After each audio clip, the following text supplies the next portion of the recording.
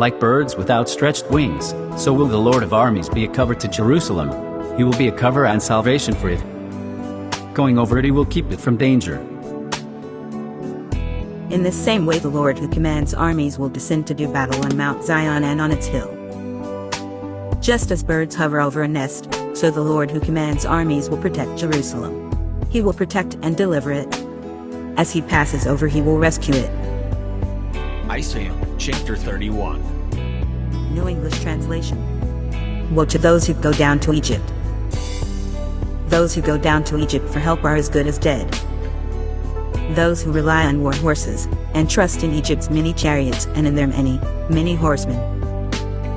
But they do not rely on the Holy One of Israel and do not seek help from the Lord. Isaiah 31, Bible in Basic English. Woe to those who go down to Egypt. Cursed are those who go down to Egypt for help, and who put their faith in horses, looking to walk carriages for salvation, because of their numbers, and to horsemen, because they are very strong. But they are not looking to the Holy One of Israel, or turning their hearts to the Lord. But they do not rely on the Holy One of Israel and do not seek help from the Lord. Yet he too is wise, and he will bring disaster. He does not retract his decree. He will attack the wicked nation, and the nation that helps those who commit sin.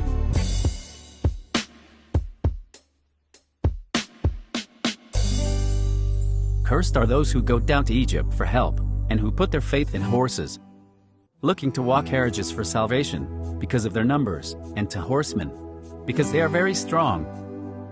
But they are not looking to the Holy One of Israel, or turning their hearts to the Lord, though he is wise, and able to send evil, and his purpose will not be changed.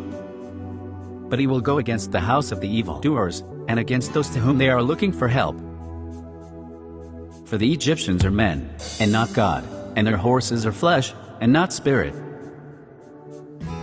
The Egyptians are mere humans, not God. Their horses are made of flesh, not spirit. The Lord will strike with his hand. The one who helps will stumble, and the one being helped will fall. Together they will perish. Indeed, this is what the Lord says to me. The Lord will be like a growling lion, like a young lion growling over its prey. Though a whole group of shepherds gathers against it, it is not afraid of their shouts or intimidated by their yelling. For the Egyptians are men, and not God, and their horses are flesh, and not spirit. And when the Lord's hand is stretched out, the helper and he who is helped will come down together. For the Lord has said to me, as a lion, or a young lion, makes an angry noise over his food, and if a band of herdsmen come out against him, he will not be in fear of their voices, or give up his food for their noise. In the same way, the Lord who commands armies will descend to do battle on Mount Zion and on its hill. Just as birds hover over a nest, so the Lord who commands armies will protect Jerusalem. He will protect and deliver it. As he passes over, he will rescue it. So the Lord of Armies will come down to make war against Mount Zion and its hill. Like birds with outstretched wings, so will the Lord of Armies be a cover to Jerusalem. He will be a cover and salvation for it. Going over it, he will keep it from danger. Come back to him who has been so deeply sinned against by the children of Israel. You Israelites, return to the one against whom you have so blatantly rebelled. For at that time everyone will get rid of the silver and gold idols your hands sinfully made. Assyria will fall by a sword, but not one human made. A sword not made by humankind will destroy them. They will run away from this sword, and their young men will be forced to do hard labor. They will surrender their stronghold because of fear. Their officers will be afraid of the Lord's battle flag. This is what the Lord says, the one whose fire is in Zion, whose firepot is in Jerusalem.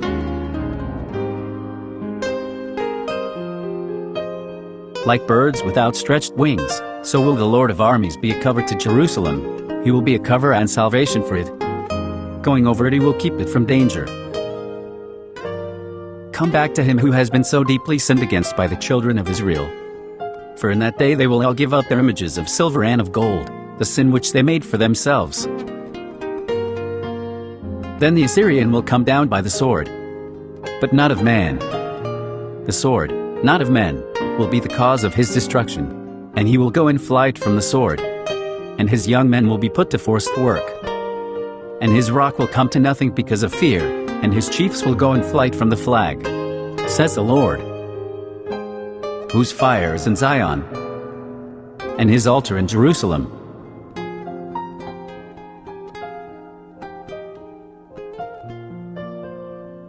Isaiah, chapter 32. New English Translation. A king will reign in righteousness. Look, a king will promote fairness, officials will promote justice. Each of them will be like a shelter from the wind and a refuge from a rainstorm, like streams of water in a dry region and like the shade of a large cliff in a parched land. Eyes will no longer be blind and ears will be attentive. Isaiah 32, Bible in Basic English. A king will reign in righteousness. See, a king will be ruling in righteousness, and chiefs will give right decisions.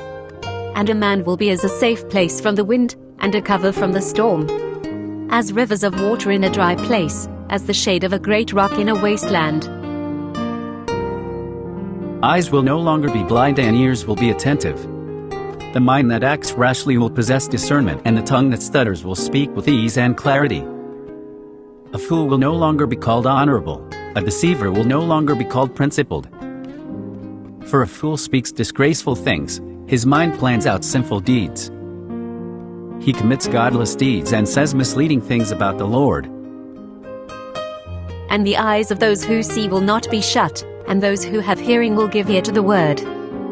The man of sudden impulses will become wise in heart, and he whose tongue is slow will get the power of talking clearly. The foolish man will no longer be named noble, and they will not say of the false man that he is a man of honor. For the foolish man will say foolish things, having evil thoughts in his heart, working what is unclean, and talking falsely about the Lord, to keep food from him who is in need of it, and water from him whose soul is desiring it. He gives the hungry nothing to satisfy their appetite and gives the thirsty nothing to drink. A deceiver's methods are evil. He dreams up evil plans to ruin the poor with lies, even when the needy are in the right. An honorable man makes honorable plans. His honorable character gives him security. The designs of the false are evil, purposing the destruction of the poor man by false words, even when he is in the right. But the noble-hearted man has noble purposes, and by these he will be guided. Complacent women warned of disaster. You complacent women, get up and listen to me. You carefree daughters, pay attention to what I say. In a year's time you carefree ones will shake with fear, for the grape harvest will fail, and the fruit harvest will not arrive. Tremble, you complacent ones. Shake with fear, you carefree ones. Strip off your clothes and expose yourselves. Put sackcloth on your waist. Mourn over the field, over the delightful fields and the fruitful vine. Mourn over the land of my people, which is overgrown with thorns and briers. Complacent women warned of disaster. Give ear to my voice, you women who are living in comfort, give attention to my words, you daughters who have no fear of danger. In not much more than a year, you, who are not looking for evil, will be troubled, for the produce of the vine gardens will be cut off, and there will be no getting in of the grapes. Be shaking with fear, you women who are living in comfort. Be troubled, you who have no fear of danger. Take off your robes and put on clothing of grief. Have sorrow for the fields, the pleasing fields, the fertile vine. Mourn over the land of my people, which is overgrown with thorns and briers. And over all the once happy houses in the city filled with revelry, for the fortress is neglected, the once crowded city is abandoned. Hill and watchtower are permanently uninhabited. Wild donkeys love to go there, and flocks graze there. This desolation will continue until new life is poured out on us from heaven. For the produce of the vine gardens will be cut off, and there will be no getting in of the grapes.